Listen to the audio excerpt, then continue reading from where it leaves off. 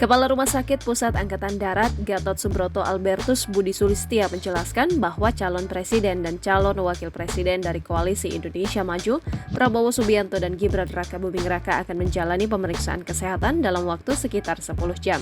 Durasi waktu pemeriksaan kesehatan itu sesuai dengan prosedur sebagaimana yang dijalani pasangan capres dan cawapres lainnya.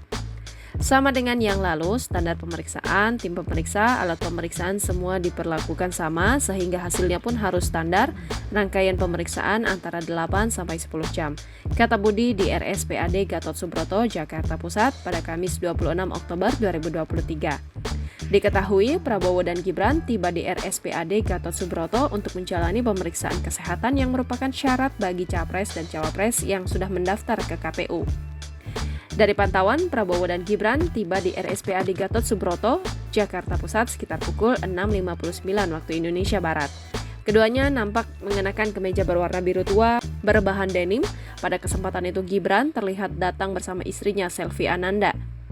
Kemudian Prabowo dan Gibran memasuki ruang medical check-up untuk berganti pakaian.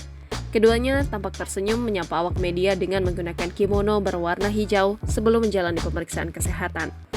Sebelumnya, dua pasangan capres dan cawapres lainnya sudah menjalani tes pemeriksaan kesehatan lebih dulu. Anies Baswedan dan Muhaimin Iskandar menjadi pasangan pertama yang menjalani pemeriksaan kesehatan pada Sabtu 21 Oktober 2023 lalu di RSPAD Gatot Subroto. Kemudian pasangan Ganjar Pranowo dan Mahfud MD juga mengikuti pemeriksaan kesehatan di rumah sakit yang sama pada Minggu 22 Oktober 2023. Download Tribun X sekarang. Menghadirkan lokal menjadi Indonesia.